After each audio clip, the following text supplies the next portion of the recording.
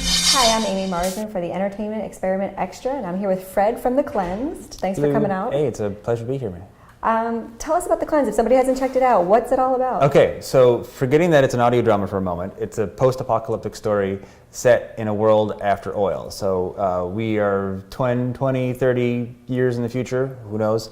The world is struggling to get by. Groceries are having a hard time arriving, getting distributed.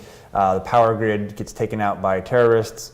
Things get bad, and so the world sort of totally unravels, and that happens all before the story starts. The story actually starts 15 years after this has all happened, with a group of young people who've grown up knowing only this post-apocalyptic land, and the ghosts of their parents' past sort of come back to haunt them, and sets off on this epic journey. So that's the start. It's sort of very much like modeled on the whole hero's journey kind of thing, taking inspiration from the great epic tales of our time, the Star Wars and Lord of the Rings type scope. It's so far there's 4 hours of content available. There's going to be a huge amount more with season 2. So if you start hearing that first podcast, you're only just starting this long journey with us.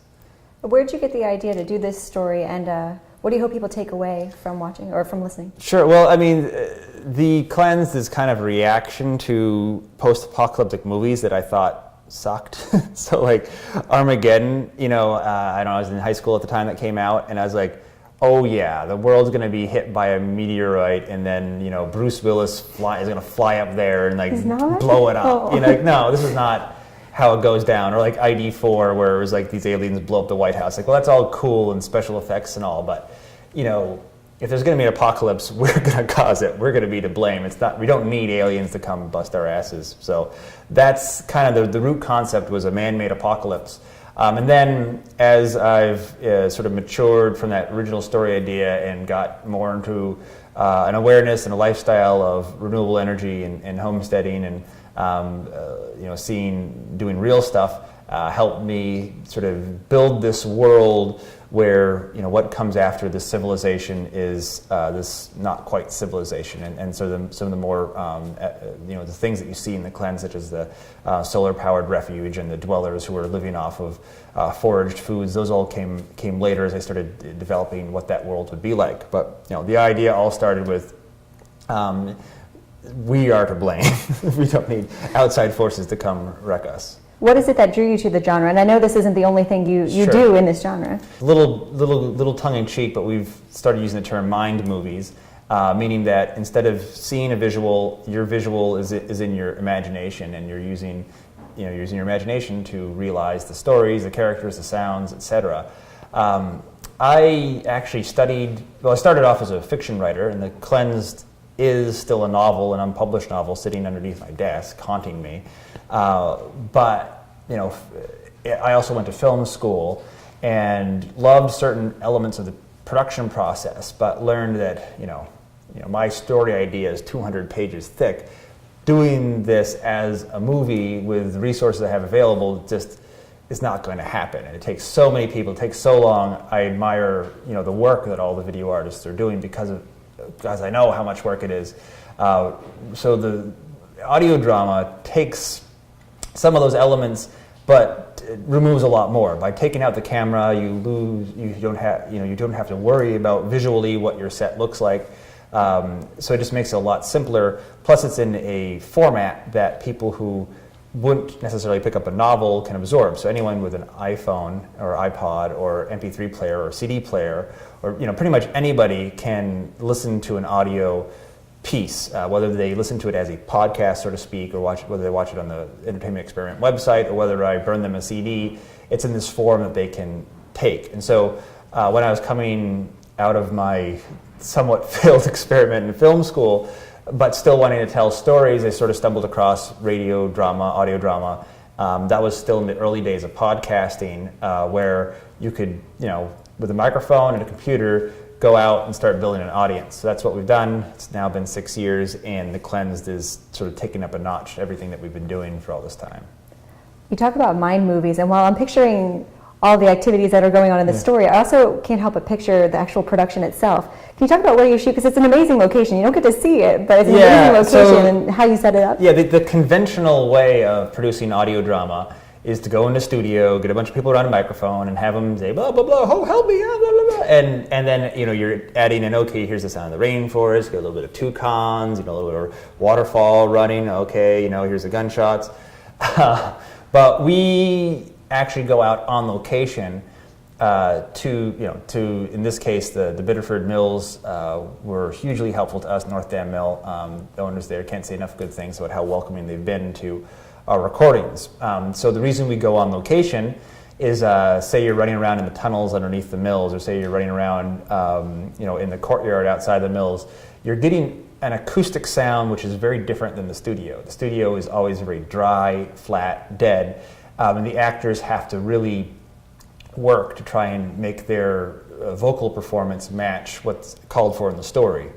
Whereas if I have a scene where a character is carrying another character, I'm like, all right, grab him and shuffle across this courtyard.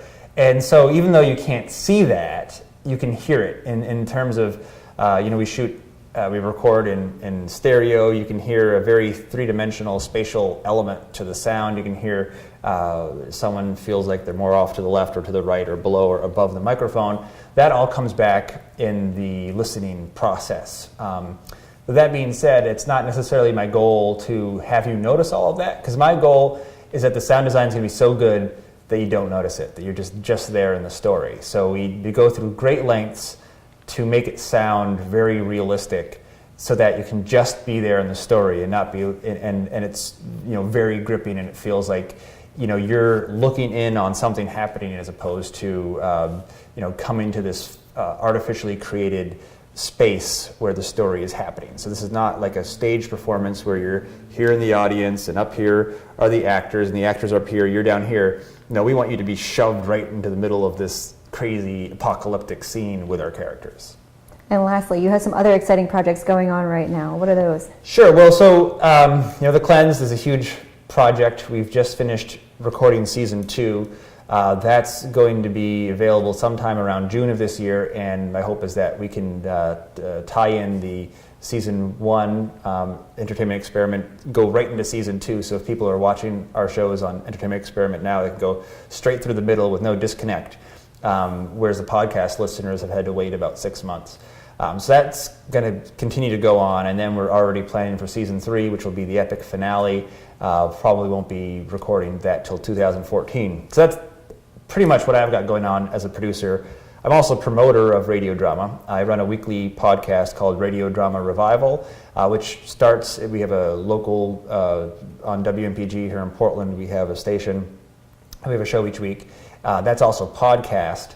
And what I've learned, and so that show features not just my own work, but that of audio drama artists from all over the world, the UK, Ireland, all throughout the US. We've featured Farsi radio drama, all sorts of stuff. And so what you learn is that, audio drama, people just still don't really know it's out there, know what it is. So I'm doing everything I can to get the word out, and not just for my own self-interest, but for the whole medium.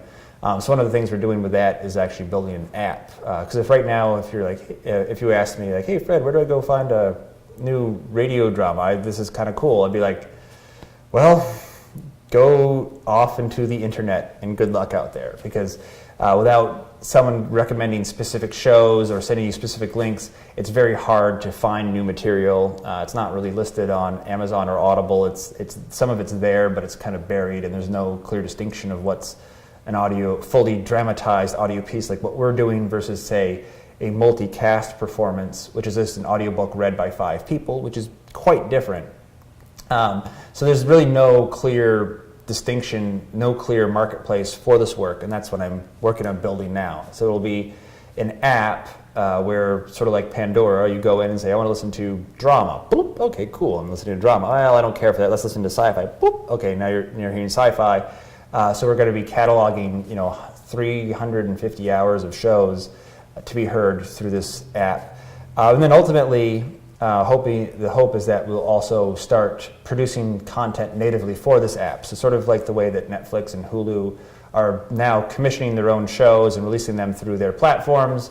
The same thing with the app. Is like, hey, if you want to hear the new season of The Cleansed or whatever new show we come up with, you've got to download the app, install it, and join our network. So that's kind of the business side of it, which in today's age you just have to do as a creator. You can't just sit in in a little room and create. You've got to be hustling and making it happen, because there's just so much happening. There's so many other forms of entertainment that for audio drama to exist out there, we just need to really fight for its place at the table.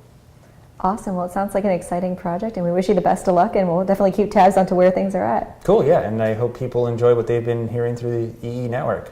Great. Well, thanks for watching The Entertainment Experiment. We'll see you next time. Peace.